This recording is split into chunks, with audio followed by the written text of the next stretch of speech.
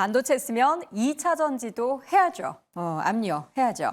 어제 저희가 다뤘던 인터배터리 2024 사실 여기에 대한 관심이 이렇게나 뜨거울 줄은 몰랐습니다. 시장에서도 이제 관련한 종목들에 대한 수급이 엄청나게 유입이 되면서 오늘도 지금 보니까 어제 급등했었던 삼성 SDI의 주가가 급등을 보이고 있습니다. 일단 뭔가 행사에서 어제 그리고 오늘 사이에 새로운 얘기들이 뭐 나온 게 있습니까? 일단은 뭐 새로운 얘기라기보다는 그동안 우리가 매우 보수적인 경영을 해서 주주들의 마음을 많이 아프게 했고 네. 그리고는 주주들한테 도대체 너네는 뭘 하고 있냐라는 비난을 받았던 이번에도 삼성이죠. 삼성 SDI가 이번 인터배터리에서는 좀 강력한 주장을 하고 나왔고 네. 그다음에는 투자자들의 관심 이목을 끌만한 그런 좀 주제들을 갖고 나왔다라는 점에서 인터배터리의 주인공이 되고 있다라고 보셔야 될 것 같은데 네. 지금 일단 나온 얘기 같은 경우는 두 가지라고 보시면 될 것 같습니다. 우리도 이제는 4680이라고 볼 수 있겠죠. 그 부분에 대해서 우리가 양산을 시작한다. 내년부터 양산할 수 있다라는 그런 얘기가 나왔고요. 그리고는 전고체에 대해서도 우리가 양산 일정에 대해서 2027년으로 제시한 걸로 알고 있는데 그런 식으로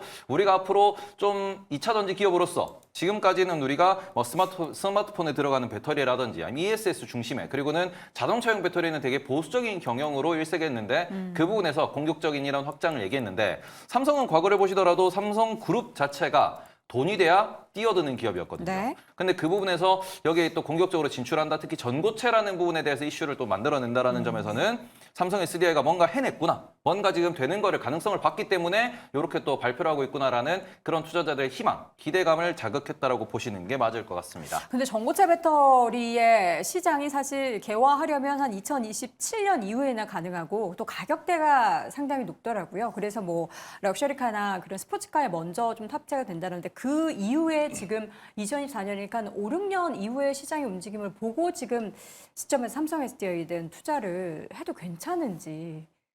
만약에 전고체 배터리 사업 자체에 투자하신다면 뭐 네. 지금부터 투자하는 것도 의미는 있죠. 다만 뭐 시간은 많이 걸릴 거고요. 이 트렌드, 단기 트렌드에 뭔가 올라타고 싶다면 더 핫하게 움직이는 종목을 쫓아가는 게 맞겠죠. 네. 근데 저는 뭐 그걸 별로 권해드리고 싶지는 않고. 근데 지금 삼성 SDI의 핵심 포인트는 지금 테슬라는 여전히 헤매고 있고 네. 엔솔이 8월부터 생산하겠다고 하는 4680 뿐만 아니라 469, 46120이라고 하는 다양한 사이즈의 이 캔형 배터리를 만들어서 그러면 이게 만드는 게 무슨 의미가 있어라고 하면 그 안에 들어가는 기본적인 배터리 소재 양이 대폭 늘어나지 않습니까? 네. 그러면 다양한 차종을 만드는 데 쓰일 수 있다는 거죠. 예를 들어서 뭐 46120 같은 경우에는 더 큰 차량이라든지 이런 쪽에 들어갈 수 있는 어떤 다양한 폼팩터에 대응이 가능하고 기존의 170보다 4680으로 갔을 때 에너지 밀도나 전체적인 걸 끌어올릴 수 있는 게 핵심이거든요. 그래서 지금 현재 구간에서 삼성 SDI 핵심 포인트는 뭐 전고체를 보시는 것도 장기적으로는 좋아 보이지만 단기적으로는 아까 테이버거스가 언급한 것처럼 야 너희들은 왜 이래? 수익성만 좋으면 다야? 왜 이렇게 공격적이지 않지? 다른 회사 하는 거 잘 봐. 라고 2년 전에 그렇게 욕을 먹었던 삼성 SDI 선택이 네. 맞았다라는 걸 방증하는 거죠. 그때는 서두르지 않는 게 나았고 네. 지금 오히려 서두르면서 여러 가지 새로운 폼팩터에 삼성 SDI의 배터리가 늘어간다면 저는 오히려 셀 3사 중에서 기존에 뭐 주가가 내려갈 때도 삼성 SDI가 가장 좋을 것 같다라는 말씀을 드렸지만 여전히 그 관점을 유지하고 있습니다.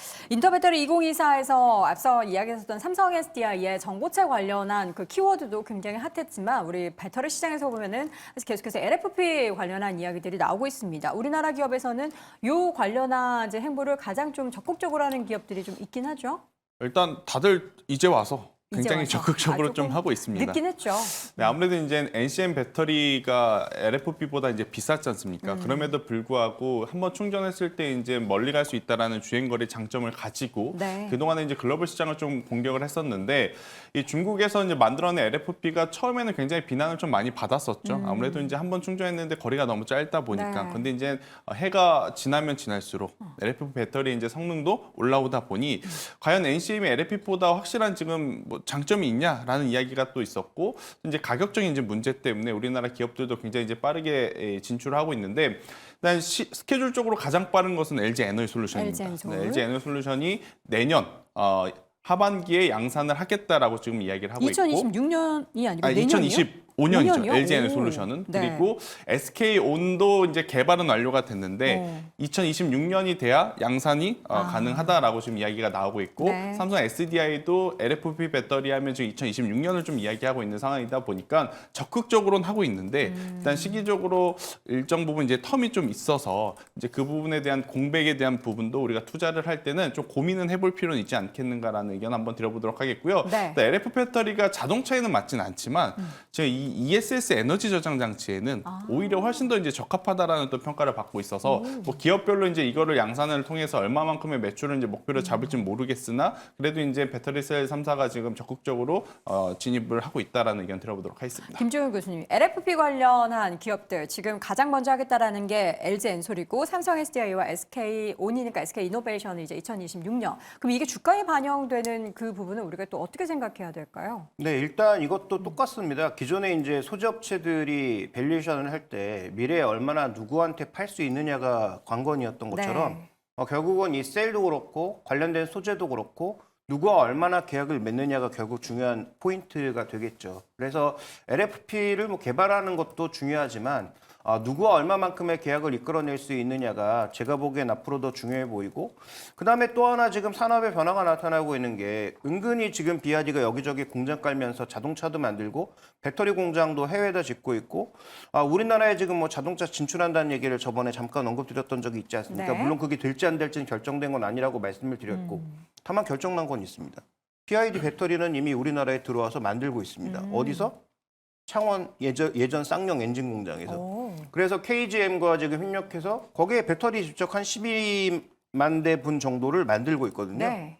그러니까 이런 형태로 지금 LFP 자체도 우리도 하고 있지만 이미 10년 전부터 하고 있는 중국 업체들이 적극적으로 해외 공장을 만들어서 계속 드라이브를 걸고 있기 때문에 결국은 이것도 우리가 뭐 독점 예전부터 NCM 독점 안 된다라고 말씀드렸다시피 우리가 LFP 하면 또 독점할 것 같다도 착각이죠. 네. 그러니까 이것도 결국 경쟁입니다. 그래서 뭐 말씀해 주셨던 그런 어떤 밸류에이션이나 긍정적인 측면이 되기 위해서는 뭐 미국이 됐든 우리나라 국내가 됐든 얼마만큼의 계약을 따오느냐가 가장 중요한 부분이어서 지금 먼저 서두를 필요는 전혀 없다라고 봅니다.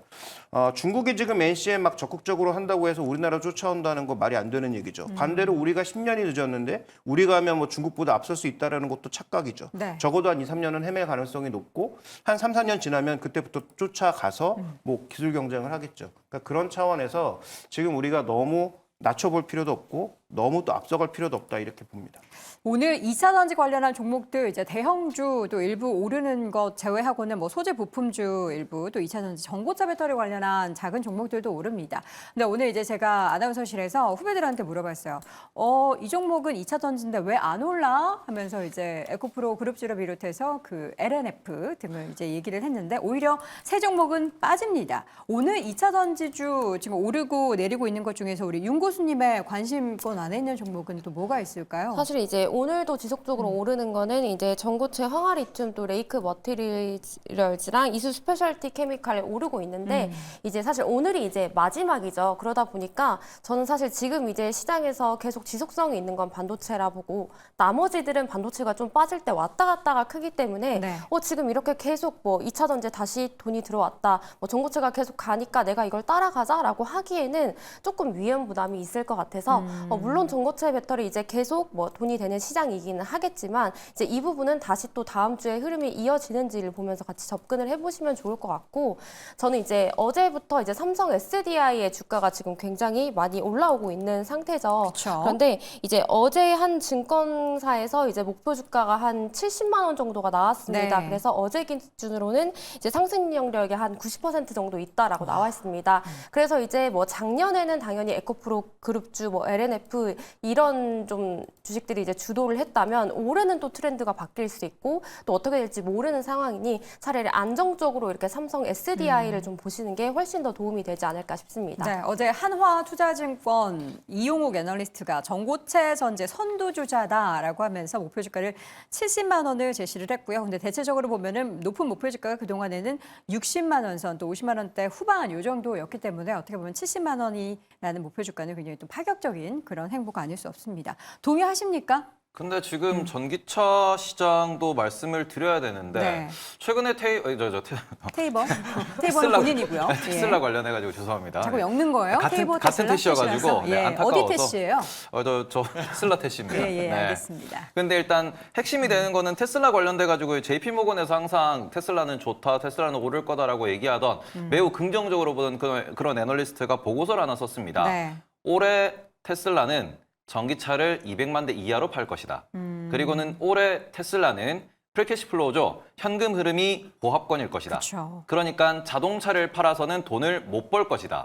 그리고는 거기에 핵심이 나왔던 게 그래서 테슬라가 유상증자를 할 수도 있다라는 얘기가 나왔습니다. 네. 그런 얘기까지 나온 이유는 뭐냐 그러면은 지금 전 세계에서 자동차 시장 전체를 놓고 보면은 자동차 시장 전반적으로 고금리 때문에 이게 조금 위축되고 있는 상황입니다.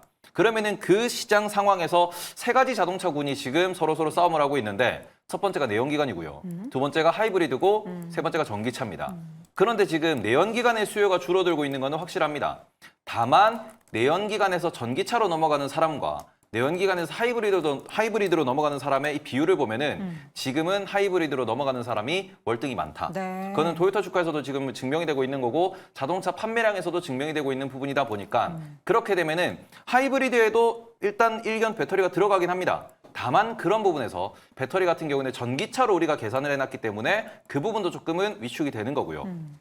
이런 부분이 있어가지고 그러면 우리가 배터리에 들어가는 소재 업체 자체들도 지금 좀 이슈가 있는 부분 그리고 알보말도 최근에 또 돈이 없다 보니까 유상증자를 한다는 얘기가 나왔고 그리고 관련해가지고 리튬 사업계 전반적으로 리튬이 지금은 바닥은 맞다. 다만 급격한 반등은 어려울 것이다라는 이런 전망치를 내고 있습니다. 전체적으로 놓고 보면은 2차 전지가 우리가 작년, 재작년에 꿈꿨던 그런 드라마틱한 상승이 아닌 지금부터는 약간 각도가 많이 누운 좀 천천히 올라가는 상승세를 보일 거다라고 얘기를 하고 있고 그중에서도 전기차의 시황이 이제 좀 부정적으로 계속 분석이 나오다 보니까 그런 부분에서 결국에는 수급으로 인해서 올라가고 떨어지는 그러한 차트 매매가 좀 중심이 되지 않을까라고 좀 보셔야 될 것 같아가지고 삼성 SDI 역시도 반등은 하겠으나 그 폭이 뭐 신고가를 쓴다든지 네. 50만 원 넘어서 60만 원 간다든지 그런 건 매우 어려운 그런 시황이기 때문에 그런 상황도 조금 고려를 해보셨으면 좋겠습니다. 알겠습니다. 자, 오늘 반도체에 이어서 2차 전지 관련한 이야기를 쭉 나눠봤고요. 다시 한번 네 분의 한 줄 평 확인해 보시죠.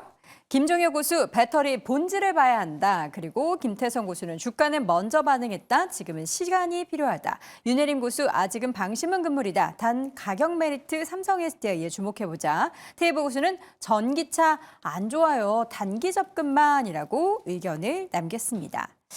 자, 반도체에서 2차 전지 관련한 이야기를 나누고 있는데요. 우리 또 반도체 가지고 계신 분들은 그 나름대로의 뭔가 행복한 고민을 하실 것 같고요.